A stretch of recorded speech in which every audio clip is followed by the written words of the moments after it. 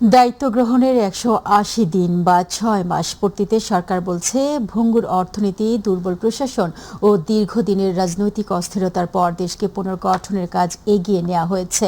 নির্বাচনী ইশতেহারের ৩১ দফা বাস্তবায়ন, গণতান্ত্রিক পরিবেশ প্রতিষ্ঠা, সামাজিক নিরাপত্তা সম্প্রসারণ, অর্থনৈতিক সংস্কার, সরকারি কর্মচারীদের নতুন পে স্কেল প্রণয়ন এবং নাগরিক সেবায় পরিবর্তনকে বড় অর্জন হিসেবে তুলে ধরেছে সরকার। সরকারের ১৮০ দিন পূর্তি উপলক্ষে আয়োজিত সংবাদ সম্মেলনে প্রধানমন্ত্রীর কার্যালয়ের মুখপাত্র মাহদি আমিন, প্রধানমন্ত্রীর রাজনৈতিক দুই উপদেষ্টা নজরুল ইসলাম খান ও রিজভী আহমেদ সহ সংশ্লিষ্টরা সরকারের কর্মকাণ্ডের বিস্তারিত তুলে ধরেন। আরও জানাচ্ছেন মাহবুব সৈকত। চলতি বছর ১২ ফেব্রুয়ারি নির্বাচনের মাধ্যমে বিজয়ী হয় বাংলাদেশ জাতীয়তাবাদী দল। ১৭ ফেব্রুয়ারি সংসদের দক্ষিণ প্লাজায় শপথ নেয়ার মাধ্যমে তারেক রহমানের নেতৃত্বাধীন সরকার গঠন করে বিএনপি।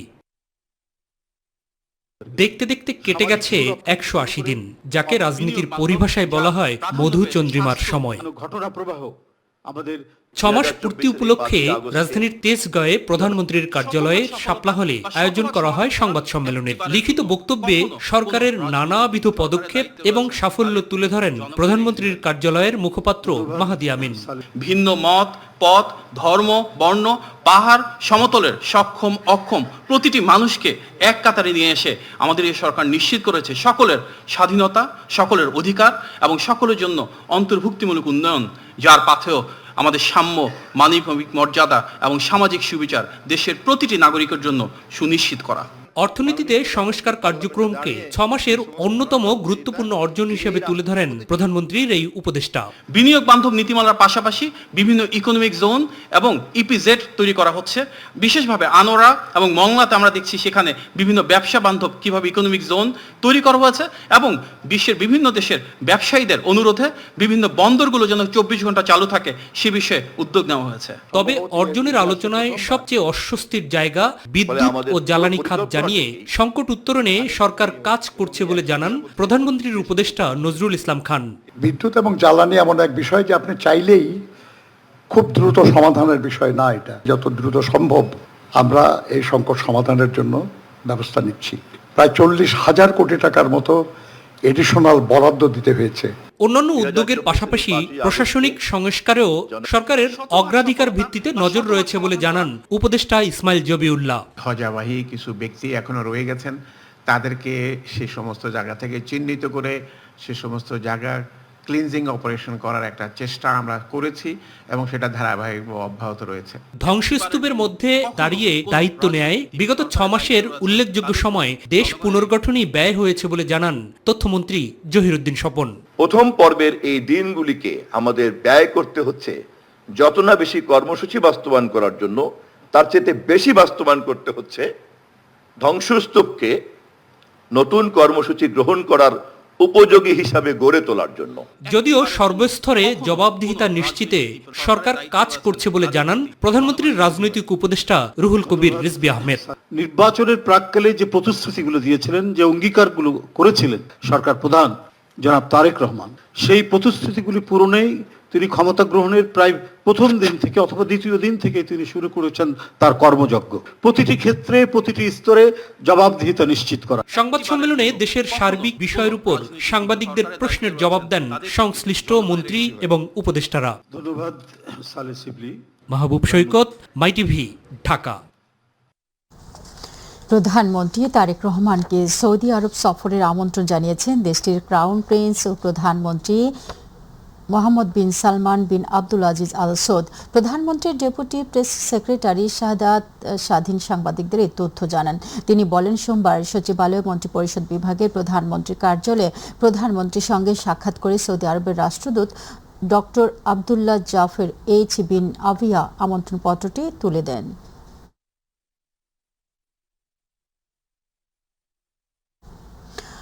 বাংলাদেশে আন্তর্জাতিক জঙ্গি সংগঠন আল কায়েদার তৎপরতা নিয়ে জাতিসংঘ নিরাপত্তা পরিষদের প্রতিবেদনকে অনুমান নির্ভর বলে মন্তব্য করেছেন স্বরাষ্ট্রমন্ত্রী সালাউদ্দিন আহমদ।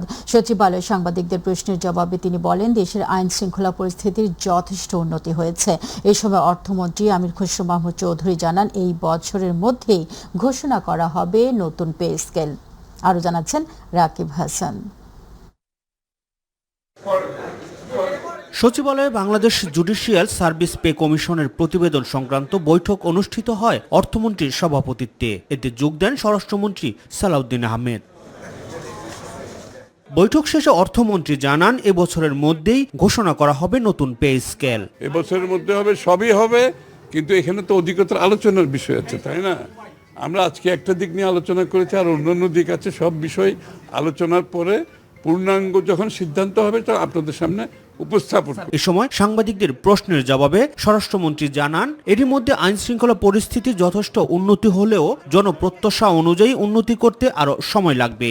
আমরা তো সবসময় বলবো আমরা আইন শৃঙ্খলা পরিস্থিতি উন্নত করতে পেরেছি, তবে জনপ্রত্যাশা অনুযায়ী উন্নীতকরণের জন্য আরো সময় লাগবে। আমাদের এখন মাত্র 6 মাস পার হলো, এর মধ্যে আমরা অনেক সংস্কার কাজ করেছি এবং আইন শৃঙ্খলা রক্ষাকারী বাহিনীর প্রশংসনীয় বিভিন্ন উদ্যোগ আপনারা দেখতে পেয়েছেন। সম্প্রতি বাংলাদেশে আন্তর্জাতিক জঙ্গি সংগঠন আল কায়দার তৎপরতা নিয়ে জাতিসংঘ নিরাপত্তা পরিষদের উদ্বেগ প্রকাশ সংক্রান্ত প্রতিবেদন সম্পর্কে জানতে চাইলে তিনি বলেন, অনুমান নির্ভর প্রতিবেদনের ভিত্তিতে কোনো পদক্ষেপ নেবে না সরকার। আমরা এগুলো আমলে নিচ্ছি না, রিপোর্টও এখনো পড়িনি। তাছাড়া আমি যতটুকু শুনেছি পত্রিকান্তরে, সেটা ওখানে বলা হয়েছে যে তারা একটা এজিউম করেছে আর কি, এটা অনুমান করেছে যে এরকম হতে পারে। তো অনুমান নির্ভর কোনো রিপোর্টের উপর আমরা তো অ্যাকশন করতে পারি না। এদিকে মন্ত্রিসভার পরিবর্তনের বিষয়টিকে গুঞ্জন বলে উড়িয়ে দেন স্বরাষ্ট্রমন্ত্রী সালাউদ্দিন আহমেদ। রাকিব হাসান, মাই টিভি, ঢাকা। গণতান্ত্রিক আন্দোলনে গ্যাস বিদ্যুৎ সরবরাহের নিশ্চিতের দাবিকে হঠকারিতা বলা হচ্ছে বলে মন্তব্য করেছেন বিরোধী দলীয় চিফ হুইপ ও জাতীয় নাগরিক পার্টি এনসিপির আহ্বায়ক নাহিদ ইসলাম। দুপুরে সাংবাদিকদের সঙ্গে মতবিনিময় সভায় তিনি এই কথা বলেন। নাহিদ বলেন, বিরোধী দল সংসদ ও বাইরে কথা বলবে, এটাই একটি গণতান্ত্রিক রাষ্ট্রের চরিত্র। তবে গণতন্ত্র ক্রমেই সংকুচিত হয়ে আসছে। এই অবস্থায় সাংবাদিকদের কাছে থেকে, বাংলাদেশের গণমাধ্যমের কাছে থেকে জাতি একটি নিরপেক্ষ ভূমিকা প্রত্যাশা করে। তিনি সাংবাদিকদের স্বাধীনভাবে কাজের পরিবেশ নিশ্চিত করার পাশাপাশি গণমাধ্যম সংস্কার কমিশনের সুপারিশ বাস্তবায়নের দাবি জানান। অনুষ্ঠানে জুলাই গণ অভ্যুত্থানে ভূমিকা রাখা সাংবাদিকরাও বক্তব্য রাখেন।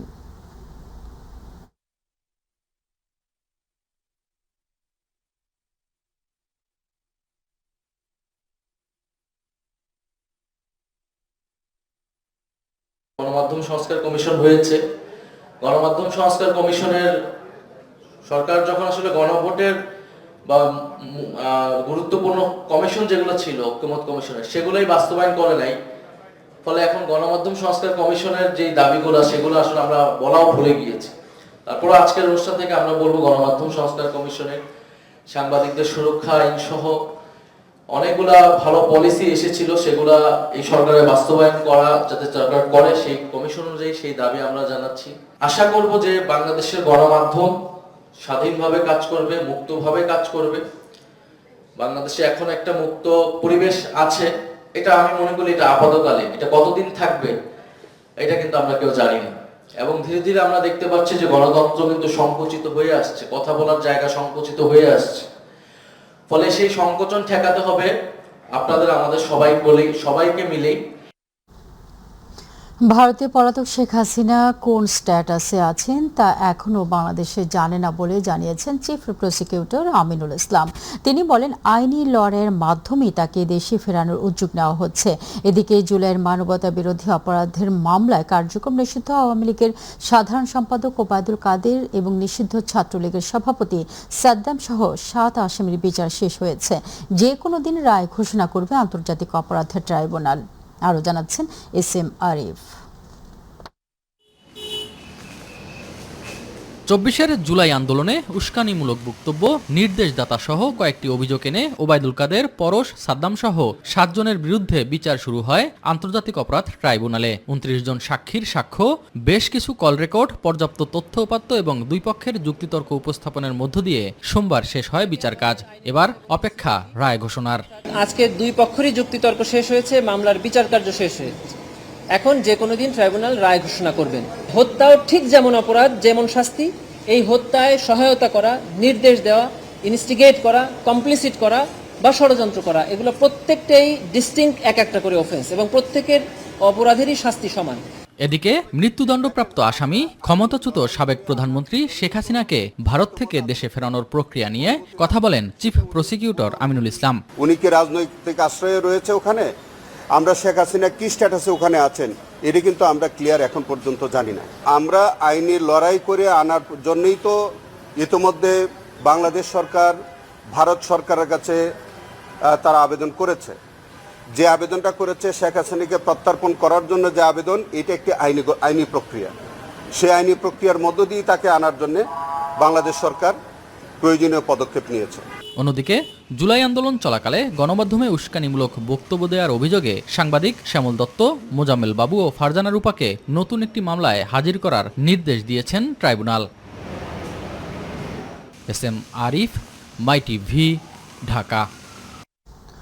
ব্যাটারি চালিত অটোরিকশা রেজিস্ট্রেশনের আওতায় আনা হচ্ছে বলে জানিয়েছেন স্থানীয় সরকার প্রতিমন্ত্রী মীর শাহ আলম।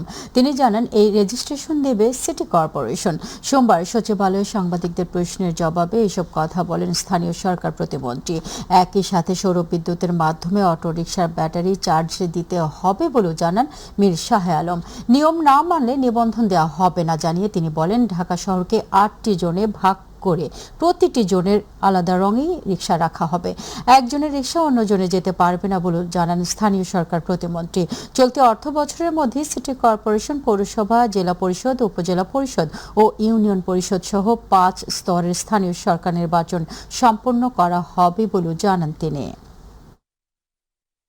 সৌর বিদ্যুতের বাইরে রিসার্চ করলে এই ব্যাটারি চালিত বা ই রিক্সাগুলোকে আমরা রেজিস্ট্রেশন দেব না এবং নবায়ন করব না, এবং এদের রেজিস্ট্রেশন এখন থেকে বিআরটিএ দিবে না, সিটি কর্পোরেশন দেবে এবং জাতীয় সংসদে এটার জন্য আইন পাস করা আছে এবং সেই আইনের আলোকে আমরা বিধিমালা তৈরি করছি যে রেজিস্ট্রেশন ফি কত হবে, নবায়ন ফি কত হবে, এবং রেজিস্ট্রেশন এবং নবায়নের পূর্ব শর্ত আমরা দিয়েছি। সেটি হচ্ছে বুয়েট সরকারি পলিটেকনিক্যাল ইনস্টিটিউটের আমাদের যে অটোমোবাইল শাখা আছে, অটোমোবাইল শাখা থেকে তাদেরকে ফিটনেস সার্টিফিকেট দিতে হবে। এককালীন লাইসেন্স ফি 5,000 টাকা, বাৎসরিক নবায়ন ফি 2,500 ও ব্যবসা পরিচালনার মাসিক ফি 3,000 টাকায় রাজধানীতে হকাররা ব্যবসা করার সুযোগ পাবে বলে জানিয়েছেন ঢাকা দক্ষিণ সিটি কর্পোরেশনের প্রশাসক মোহাম্মদ আব্দুস সালাম। এই বিষয়ে চূড়ান্ত নীতিমালা আগামী 2 সপ্তাহের মধ্যে স্পষ্ট হবে বলে জানান তিনি। আজ নগর ভবনে সিটি কর্পোরেশনের আয়োজনে হকার ব্যবস্থাপনা সংক্রান্ত মতবিনিময় সভায় তিনি এসব কথা বলেন। প্রশাসক জানান, রাজধানীতে প্রতিটি অঞ্চল ভিত্তিক হকারদের রেজিস্ট্রেশনের মাধ্যমে লাইসেন্স দেওয়ার পরিকল্পনা করা হয়েছে সরকারের পক্ষ থেকে। রেজিস্ট্রেশনবিহীন এবং নির্ধারিত স্থানের বাইরে রাস্তায় হকার বসলে তাৎক্ষণিক ব্যবস্থা নেবে পুলিশ এবং যত্রতত্র হকারদের কারণে ঢাকা শহর পরিষ্কার পরিচ্ছন্ন রাখা অসম্ভব হয়ে পড়েছে বলে মন্তব্য করেন তিনি। এছাড়া কমার্শিয়াল এলাকায় হলিডে মার্কেট ও নৈশকালীন মার্কেটের ব্যবস্থা করা হবে বলেও জানান দক্ষিণ সিটি প্রশাসক। যাদের যেখানে জায়গা দেওয়া হবে আপনারা সেখানেই ব্যবসা করবেন। আপনার ইচ্ছা হইল এখন যে আজকে গুলিস্তান বললেন কালকে সদরঘাট যাবেন, সেটা কিন্তু হবে না। আমরা অঞ্চল ভিত্তিক আপনাদেরকে রেজিস্ট্রেশন দেব। বিদেশি শিক্ষার্থীদের বাংলাদেশে পড়াশোনার সুযোগ বাড়াতে ভিসা নীতি সহজ করার উদ্যোগ নিচ্ছে সরকার। দুপুরে রাজধানীর একটি হোটেলে আয়োজিত সেমিনারে শিক্ষামন্ত্রী জানান, প্রক্রিয়া সহজ হলে দেশে বিদেশি শিক্ষার্থী আসার হার আরও বাড়বে। মিলন জানান, বিদেশি শিক্ষার্থীদের আকৃষ্ট করতে ভিসা প্রক্রিয়া সহজ করার বিষয়ে প্রয়োজনীয় নির্দেশনা দেওয়া হয়েছে। তিনি বলেন, সরকারের 180 দিনের পরিকল্পনার অংশ হিসেবে শিক্ষা খাতে নানা ইতিবাচক পরিবর্তন আনা হচ্ছে। তবে এত বছর পার হলেও বেসরকারি বিশ্ববিদ্যালয়গুলোতে পিএইচডি ডিগ্রি চালু না হওয়ায় আক্ষেপ প্রকাশ করেন শিক্ষামন্ত্রী।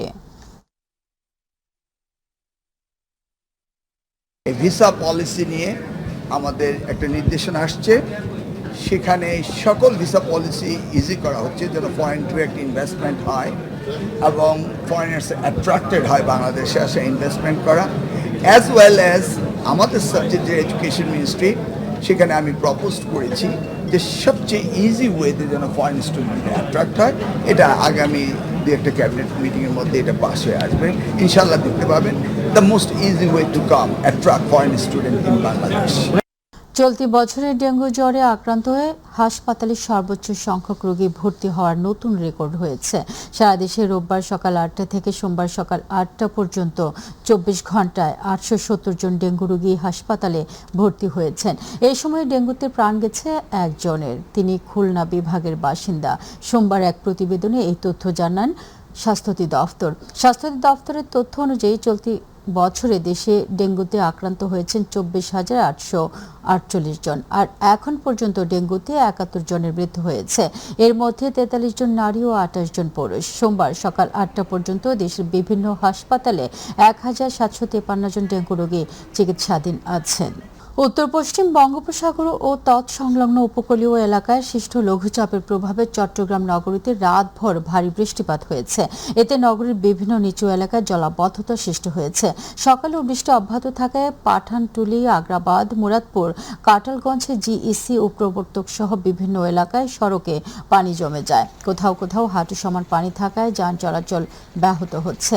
পানি মারিয়া গন্তব্যে যেতে চরম দুর্ভোগে পড়েছেন অফিসগামী মানুষ ও পথচারীরা। আবহাওয়া অফিস জানিয়েছে, গত 24 ঘন্টায় সকাল 9টা পর্যন্ত চট্টগ্রামে 189 মিলিমিটার বৃষ্টিপাত রেকর্ড করা হয়েছে। লঘুচাপের প্রভাবে চট্টগ্রাম সহ উপকূলীয় এলাকায় আরও কয়েকদিন বৃষ্টিপাত অব্যাহত থাকতে পারে। এই কারণে চট্টগ্রাম সহ সমুদ্র বন্দরগুলোকে 3 নম্বর স্থানীয় সতর্ক সংকেতে দেখিয়ে যেতে বলা হয়েছে। আগস্টের শেষে যান চলাচলের জন্য উন্মুক্ত হচ্ছে বহুল প্রত্যাশিত মুক্তাপুর পঞ্চবটি দ্বিতল সড়ক। এতে ঢাকার সঙ্গে উন্নত সড়ক যোগাযোগের দীর্ঘদিনের স্বপ্ন এখন বাস্তবে রূপ নিচ্ছে মুন্সিগঞ্জবাসীর। প্রকল্পটি চালু হলে যাতায়াতে ভোগান্তির অবসানের পাশাপাশি বাঁচবে কর্মঘণ্টা, খুলে যাবে সম্ভাবনার নতুন দুয়ার। মুন্সিগঞ্জ প্রতিনিধি শেখ মোহাম্মদ রতনের তথ্য, ভিডিওচিত্রে সাদিয়া হক মৌয়ের রিপোর্ট। ঢাকার সাথে মুন্সিগঞ্জে সড়ক যোগাযোগ নির্বিচ্ছিন্ন করতে মুক্তারপুর থেকে পঞ্চবটি পর্যন্ত আধুনিক দ্বিতল সড়ক নির্মাণ কাজ এখন প্রায় শেষ পর্যায়ে। প্রকল্পের প্রায় 95% কাজ ইতিমধ্যেই শেষ হয়েছে। নির্মাণ সম্পূর্ণ হয়েছে 9.5 কিলোমিটার দীর্ঘ এলিভেটেড এক্সপ্রেসওয়ে। এর নিচে রয়েছে 54 ফুট প্রশস্ত ও প্রায় 11 কিলোমিটার দীর্ঘ 4 লেনের আধুনিক ও টেকসই সড়ক। প্রকল্পটি চালু হলে মুন্সিগঞ্জ থেকে ঢাকায় যাতায়াতে দীর্ঘদিনের ভোগান্তির অবসান ঘটবে বলে মনে করছেন স্থানীয়রা। আমাদের মুন্সিগঞ্জ পঞ্চবটি রোডটা যদি তাড়াতাড়ি দ্রুত খুলে দেওয়া হতো তাহলে আমরা একটু ভোগান্তি থেকে বাঁচতাম। যে যানজট, যে দুর্ভোগ মানুষ পোহাতো, সেগুলো অচিরেই আমরা কেটে যাবো। আমাদের স্বপ্নের আশা সব পূরণ হবে। এখন 10 থেকে 15 মিনিটের ভিতরে আমরা ঢাকা চলে যেতে পারবো। মুন্সিগঞ্জবাসী ছাড়াও এই সড়কের সুবিধাভোগী হবেন নারায়ণগঞ্জের সৈয়দপুর, কাশীপুর, গোপনগর ও বিসিক শিল্পনগরী সহ আশেপাশের এলাকার কয়েক লাখ মানুষ। প্রকল্পের কল্যাণে চর সৈয়দপুর থেকে সরাসরি এলিভেটেড সড়কে উঠে পঞ্চবটি ও সাইনবোর্ড হয়ে অল্প সময় ঢাকায় পৌঁছানো যাবে। মোটর গাড়ির হেল্পার শ্রমিকদের জন্য এটা খুব ভালো হয়েছে। তাড়াতাড়ি করতে পারলে আমাদের জন্য অনেক সুবিধা, ব্যবসা বাণিজ্যের জন্য আমাদের জন্য অনেক ভালো। এই রুট কাজ চলমানকালে খুব ভোগাভুগি আশা করি আর ভুগবো না। আর আমাদের উপরে কর্মকর্তা বসদের অনুমতি আছে খুব দ্রুত কাজ করার জন্য। এটা খুব শীঘ্রই উদ্বোধন হবে, বেশি দিন লাগবে, অল্প কিছুদিনের ভিতরে কাজ শেষ হয়ে যাবে। এক্সপানশন জয়েন্ট স্থাপন ও পিচ ঢালাইয়ের কাজ শেষে আগস্টেই যান চলাচলের জন্য উন্মুক্ত হবে এলিভেটেড এক্সপ্রেসওয়ে। পুরো প্রকল্পের কাজ শেষ হবে ডিসেম্বরে, জানালেন প্রকল্প পরিচালক। প্রাইস অ্যাডজাস্টমেন্টটা বেশি হওয়ার কারণ হলো শুধু ডিজেল বাড়ার কারণে। ডিজেল বাড়ার কারণে কনস্ট্রাকশন সাইট জানেনি, সব ইকুইপমেন্ট আমার ডিজেলে চলে এবং প্রত্যেকটা জায়গাতেই এটাকে এফেক্ট করছে, যার কারণে আমার প্রাইস অ্যাডজাস্টমেন্টটা বেশি লাগছে। এটা আমরা অনুমোদন নিয়ে এটা শেষ করে দেবো। 2659 কোটি 79 লাখ টাকা ব্যয়ে নির্মিত আধুনিক দ্বিতল সড়কের নিচতলায় সড়ক ব্যবহারকারীদের টোল দিতে না হলেও এলিভেটেড সড়কে চলাচলের জন্য দিতে হবে নির্ধারিত হারে টোল। সাদিয়া হক মৌ, মাই টিভি, নিউজ ডেস্ক। 23 কোটি টাকা ব্যয়ে নির্মাণ প্রায় শেষ, অথচ নির্ধারিত সময় পেরিয়েও মাদারীপুরের শিবচর পৌর শিশু পার্ক এখনও চালু হয়নি। বিদ্যুৎ সংযোগ ও কিছু কারিগরি কাজকে কারণ হিসেবে দেখাচ্ছে কর্তৃপক্ষ। তবে 2 দফা মেয়াদ শেষ হওয়ায় প্রশ্ন উঠছে, এত অর্থ ব্যয়ের পরও কেন জনসাধারণের জন্য খুলছে না পার্কটি? প্রতিনিধি মাসুদ সর্দারের তথ্যচিত্রে বিস্তারিত জানাচ্ছেন জোবায়ের রহমান। 2017 সালের ডিসেম্বরে ময়নাকাটা নদীর তীরে প্রায় 5 একর জমিতে পৌর শিশু পার্কের ভিত্তিপ্রস্তর স্থাপন, জমি অধিগ্রহণ সহ নানা জটিলতা পেরিয়ে 2023 সালের অক্টোবরে শুরু হয় প্রথম ধাপের কাজ। পরের বছর যুক্ত হয় দ্বিতীয় ধাপের উন্নয়ন।